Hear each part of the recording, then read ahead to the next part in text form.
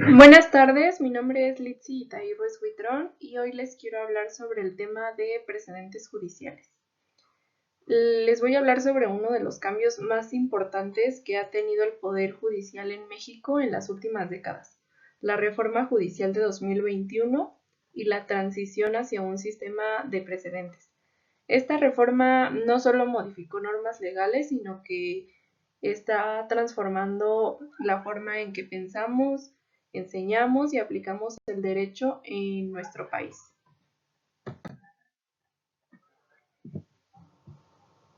Primero vamos a ver pues tema relacionado con su publicación y contexto. La fecha en la que se publicó en el Diario Oficial de la Federación fue en marzo de 2021 y dio inicio a la 11ª época del Semanario Judicial de la Federación. Marca un punto de inflexión en el sistema de jurisprudencia mexicana. Esta reforma responde a la necesidad de hacer más eficiente, coherente y moderna la manera en que los jueces interpretan y aplican la ley. No solo se reformaron leyes, sino que se propuso cambiar el enfoque completo del sistema judicial. Vamos a ver también un poquito de contexto de esta reforma judicial del 2021. Como antecedentes, vamos a tener que, pues sí, en 2021 se llevó a cabo una reforma judicial importante en México que se dividió en dos bloques. El primero es de reforma constitucional y el segundo bloque es de reforma a las leyes secundarias como la ley de amparo. También vamos a tener un problema de origen. La reforma se implementó sin una discusión pública amplia ni análisis profundo, lo que generó incertidumbre sobre su eficacia.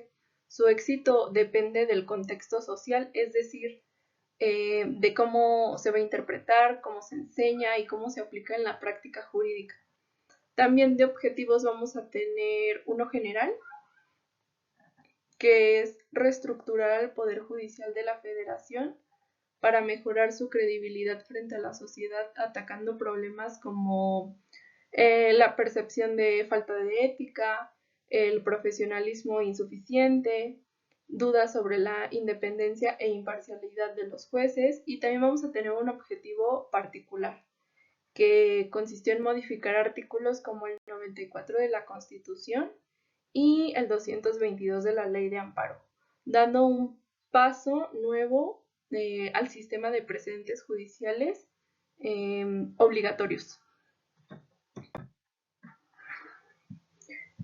También aquí podemos ver los ejes centrales de la reforma, que también se dividen en dos. El eje 1 es la reconfiguración del rol de la Suprema Corte de Justicia de la Nación.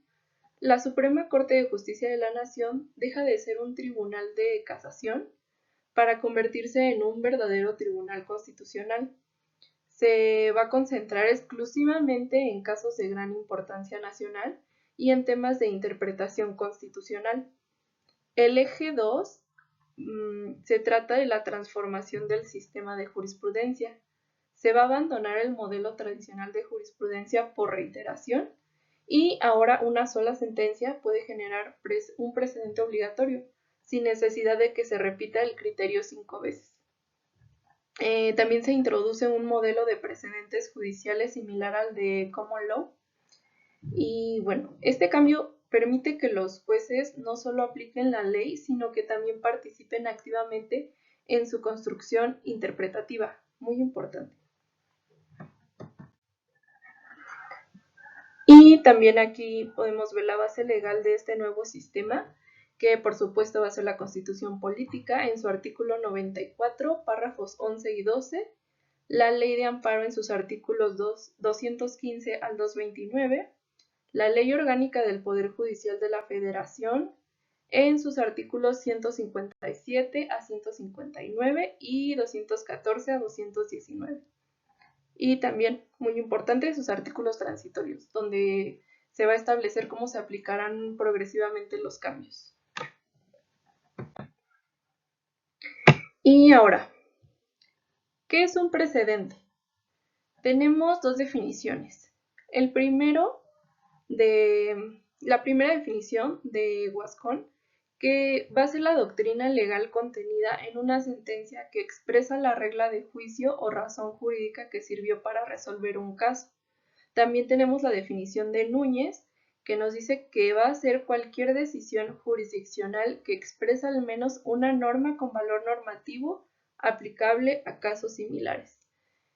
Como características, vamos a tener que surge de una sentencia, no de un resumen, tiene un valor vinculante, refleja una interpretación novedosa o significativa y actúa como modelo para resolver casos futuros. El precedente no solo es un dato, es una forma viva que surge de un razonamiento judicial específico, con contexto, con hechos y con justificación. Ahora, ¿qué es un precedente judicial y qué no lo es?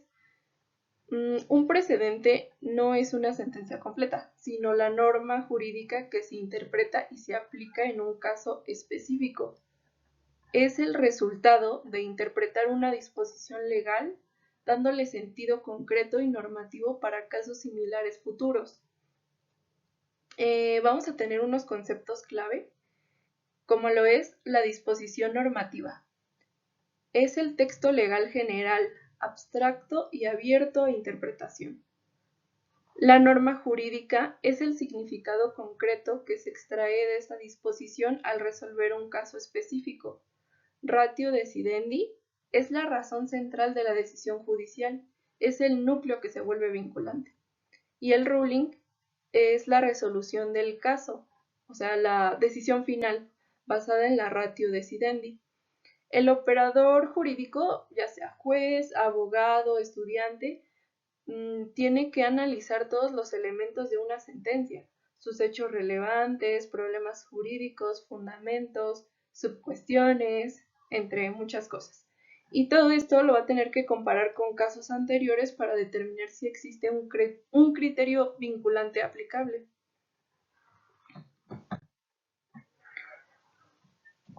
Vamos a tener técnicas para interpretar precedentes, que pues primeramente hay que entender que la maleabilidad del precedente es que se puede interpretar a diferentes formas dependiendo del contexto.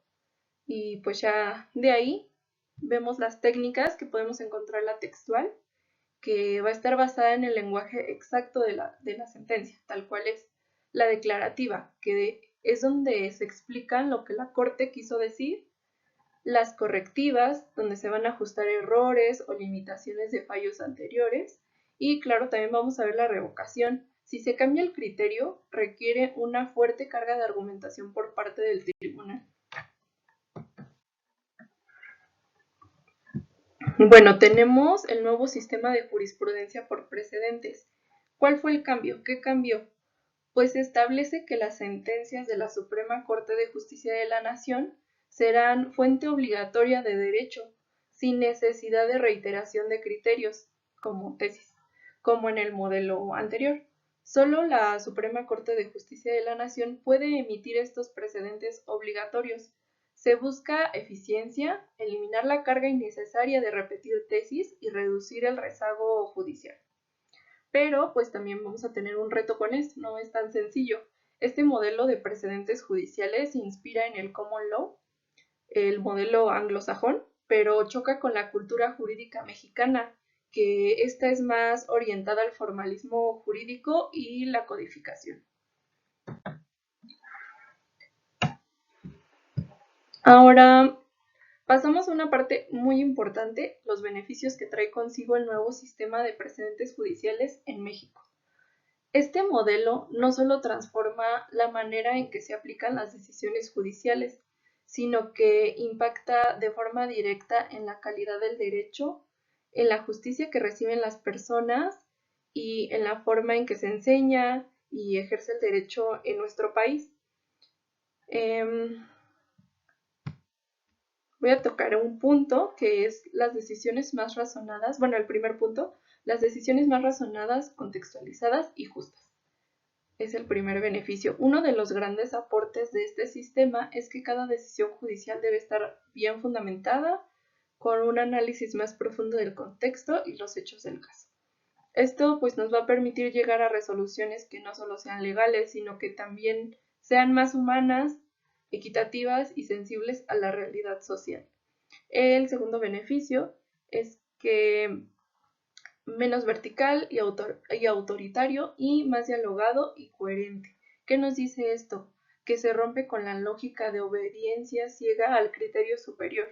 Aquí los jueces en todos los niveles deben dialogar con los precedentes, analizarlos, interpretarlos y si es necesario justificarse si se apartan de ellos. Esto democratiza el razonamiento judicial y lo hace más coherente.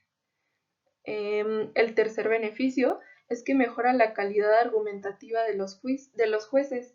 Ya no basta con citar una tesis o aplicar la ley de forma literal. El juez ahora debe explicar por qué resuelve de cierta manera, interpretar las normas aplicables y justificar su postura con claridad jurídica y lógica interna. También, como beneficio, es que, pues sí, se disminuye la carga procesal de la Suprema Corte. Este sistema también ayuda a optimizar el trabajo de la Corte, como ya no se requiere que un criterio se repita 5 veces para ser obligatorio, como se hacía antes, se eliminan muchos casos que antes solo tenían el fin de crear jurisprudencia. Esto libera espacio para que la Corte se enfoque en casos verdaderamente trascendentales. Y como último beneficio, pues la cultura jurídica más interpretativa y menos memorística. Esto es muy importante porque este sistema impulsa un cambio profundo en nuestra cultura jurídica. Se busca dejar atrás la enseñanza basada en la memorización para dar un paso a una formación crítica, analítica e interpretativa. Esto beneficia tanto a estudiantes como a profesionales del derecho y en última instancia a toda la sociedad. Bueno, en resumen, el sistema de precedentes no es solo una modificación técnica, es una herramienta para fortalecer el Estado de Derecho, promueve una justicia más cercana a las personas, más comprometida con los derechos, más comprometida con derechos humanos y sobre todo más coherente con una democracia constitucional. Ahora vamos a analizar una tablita que compara dos modelos clave en la interpretación judicial en México, el antiguo sistema de jurisprudencia por reiteración y el nuevo sistema basado en precedentes judiciales. Exactamente como pueden ver en la primera fila, el sistema tradicional requería que la misma tesis fuera emitida en 5 ocasiones consecutivas y sin ninguna en contra para que fuera obligatorio, lo que mencionábamos. Esto genera retrasos y muchas veces confusión. En cambio, el nuevo modelo de precedentes, una sola sentencia puede ser vinculante, siempre que provenga de la Suprema Corte actuando en pleno o en sala y que contenga una ratio decidendi clara. Otro punto importante aquí en la tablita es el rol del operador jurídico. Antes, pues bastaba con conocer la tesis y aplicarla casi pues por mecánica, en automático. Hoy, el juez o abogado o abogada debe analizar profundamente la sentencia, su contexto, los hechos relevantes y el razonamiento jurídico completo.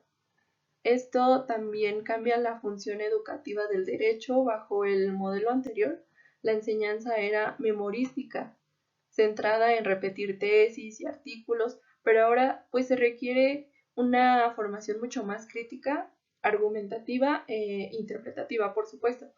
Y pues además el nuevo sistema busca hacer más eficiente la labor judicial, permitiendo resolver casos sin esperar años a que se genere jurisprudencia por reiteración. También fortalece la seguridad jurídica porque se parte del criterio desde la primera sentencia. Esta tabla pues, nos muestra un cambio profundo en la cultura jurídica de México. El paso de la jurisprudencia por reiteración al sistema de precedentes no solo modifica cómo se crean las normas judiciales, sino también cómo deben interpretarse y enseñarse. Es un modelo más dinámico, más exigente, pero también más coherente con los principios de un Estado constitucional de derecho. Esta tabla ilustra el cambio paradigmático. Pasamos de un sistema repetitivo y rígido a uno más dinámico y argumentativo. Ahora, el peso está en la interpretación de la sentencia, no solo en el rubro de la tesis. Esto pues exige operadores jurídicos mejor preparados.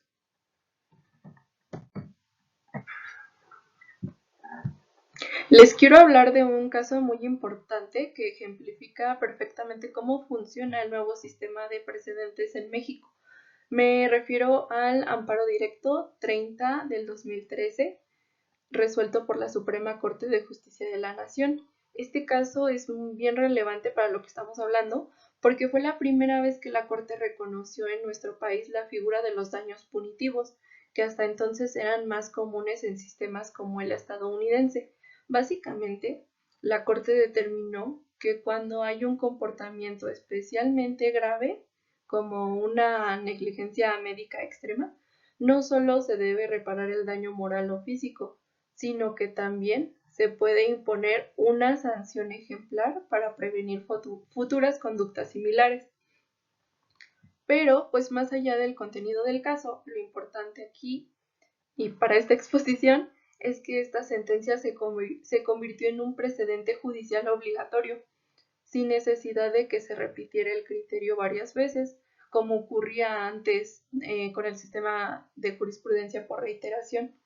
Aquí pues ya vemos reflejada la lógica del nuevo modelo instaurado con la reforma judicial de 2021, donde una sola sentencia, si contiene una ratio decidendi clara y bien argumentada, pues puede tener fuerza vinculante de inmediato.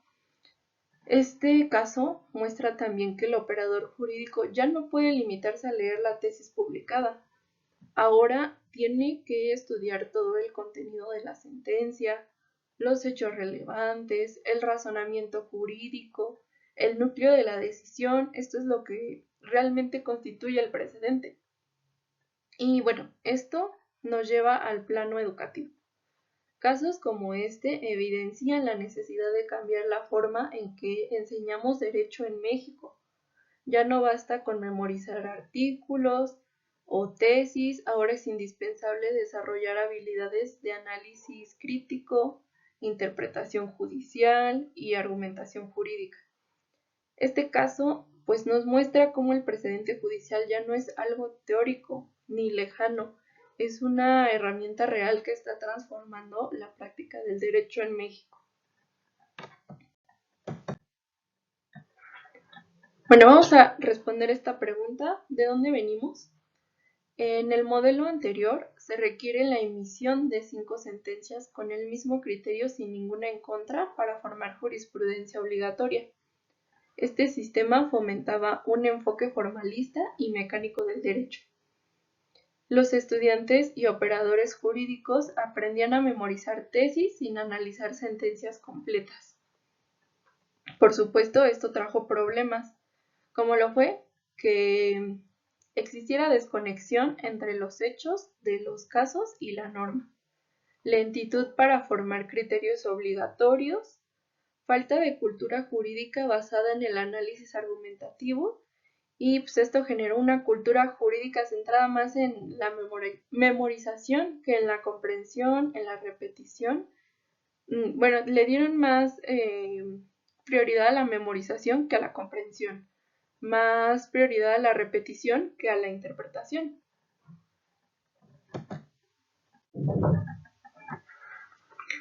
Ahora también vamos a ver la historia y evolución del precedente judicial en México. Tuvimos una influencia temprana del common law en las leyes de amparo del siglo XIX. El estudio privado de sentencias nos dio posteriormente la centralización de la justicia federal y la publicación de sentencias federales y reconocimiento de la Suprema Corte de Justicia de la Nación como autoridad máxima, pues fue una forma de un sistema incipiente de precedentes. Ya para el siglo XX, pues se institucionaliza la jurisprudencia con tesis, que son criterios jurídicos redactados por los tribunales con valor obligatorio. Para 1994 se reconoce la jurisprudencia en controversias constitucionales y acciones de inconstitucionalidad. Para 2011, la Corte Interamericana de Derechos Humanos influye en el nuevo entendimiento de los derechos humanos en México. Y para 2021, con la reforma, se busca dejar atrás la reiteración mecánica de tesis para pasar a un análisis más profundo de precedentes.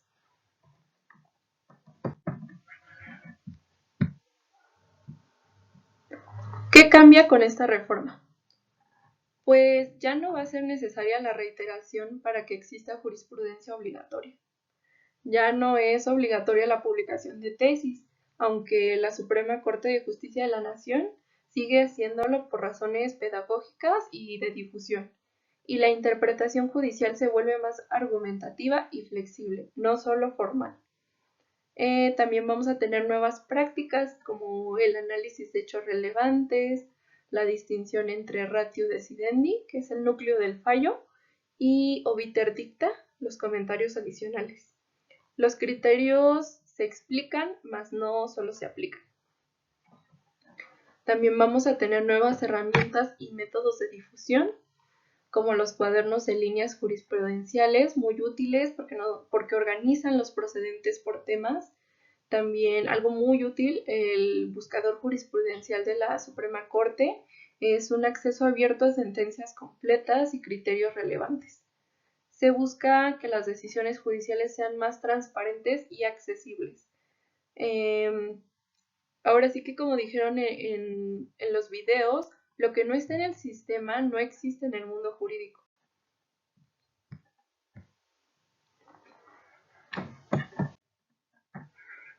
Bueno, ahora abordaremos un punto crucial para entender cómo llegamos al sistema actual de precedentes, la evolución constitucional del sistema jurídico mexicano y pues también sus distintas etapas históricas. Vamos a ver cómo las reformas, especialmente la de 2021, no surgieron de la nada, sino que forman parte de un proceso gradual de transformación jurídica. La primera etapa, el constitucionalismo funcional, esta etapa se va a caracterizar por una visión en la que la Constitución es vista principalmente como una estructura organizativa del poder, es decir, se enfoca en cómo se divide y ejerce el poder entre los distintos órganos del Estado. En este periodo, la función de los jueces era más bien mecánica, aplicar ley sin cuestionarla ni interpretarla a fondo. En otras palabras, los jueces eran vistos como la boca de la ley, no como creadores de derecho. La segunda etapa, constitucionalismo de derecho. Con la reforma constitucional de 2011 en materia de derechos humanos, entramos a una nueva lógica. La Constitución ya no es solo un marco organizativo, sino también un catálogo de derechos fundamentales. Aquí aparece un cambio profundo en la forma de impartir justicia. Los jueces ahora tienen que interpretar la ley a la luz de los derechos humanos y se reconoce el valor de los tratados internacionales. Esto preparó el terreno para una transformación mayor, la necesidad de precedentes judiciales que guíen cómo deben interpretarse esos derechos en casos concretos. Y la tercera etapa es la reforma judicial de 2021 y nacimiento del sistema de precedentes. La reforma judicial publicada en el Diario Oficial de la Federación en marzo de 2021 marca el inicio de la 11ª época del Semanario Judicial de la Federación y representa un punto de inflexión. Aquí se abandona el sistema tradicional de jurisprudencia por reiteración y se incorpora un sistema de precedente obligatorio para todas las autoridades jurisdiccionales. Es decir, ahora una sola sentencia puede tener efectos vinculantes siempre que cumpla con ciertos requisitos.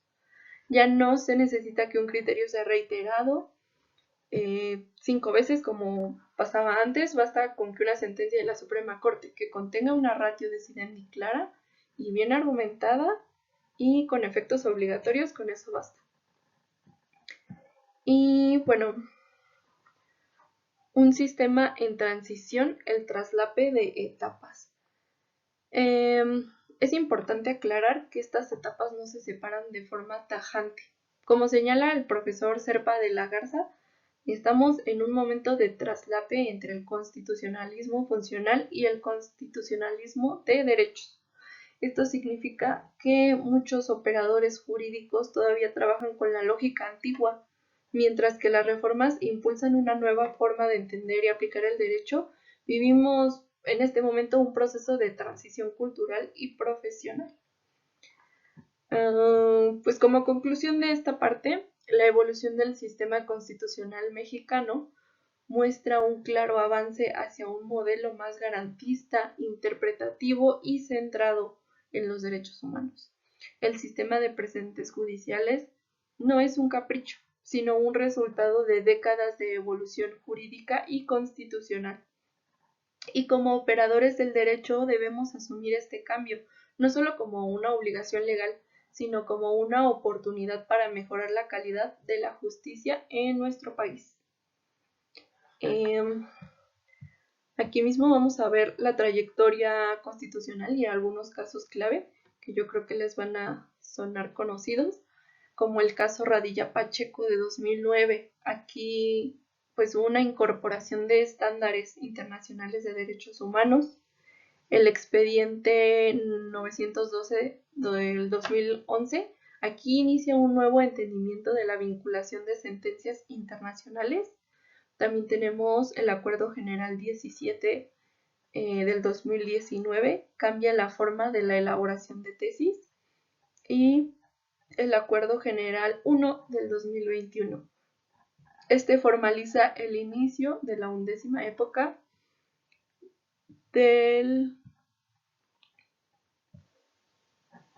formaliza el inicio de la 11ª época. Y bueno, esta evolución muestra cómo el sistema jurídico mexicano ha transitado desde un constitucionalismo formalista hacia uno centrado en derechos humanos y precedentes. Ahora sí pasemos a la siguiente. La enseñanza del derecho y su relación con el nuevo modelo. La situación en México, pues tenemos que la enseñanza del derecho aún conserva modelos coloniales, clase magistral, memorización de leyes y poco razonamiento práctico. Esta educación dogmática refuerza una práctica jurídica formalista, donde se aplica el derecho de manera mecánica, sin un verdadero análisis interpretativo. Y pues en contraste con otros países, por ejemplo Estados Unidos, con Harvard, donde se utilizan métodos de casos y se estudian sentencias reales para identificar la ratio decidendi, o por ejemplo en Reino Unido, en la Universidad de York, se utiliza el método de problemas. Se presentan conflictos jurídicos para que el estudiante identifique y argumente soluciones con base en la jurisprudencia. Pues como propuesta, pues sería adoptar un enfoque práctico para nosotros los estudiantes, que nos enseña a trabajar con precedentes reales, para que pues sí, nosotros que vamos a ser los futuros abogados, podamos aplicar el nuevo modelo jurisprudencial. Vamos a ver una tablita que, bueno, es una tablita comparativa que nos ayuda a entender mejor las diferencias clave entre los sistemas jurídicos típicos que usan precedentes obligatorios, como el de Estados Unidos o el de Reino Unido, y la cultura jurídica tradicional en México. En países de common law, como pueden ver en la tabla, los precedentes judiciales son una fuente primaria del derecho. Esto significa que las sentencias de tribunales superiores se aplican de forma obligatoria a casos posteriores similares. Aquí los jueces tienen una función creativa y activa, ya que interpretan e incluso desarrollan el derecho a través de sus decisiones. En cambio, en México la cultura jurídica ha estado tradicionalmente marcada por el formalismo y el derecho codificado.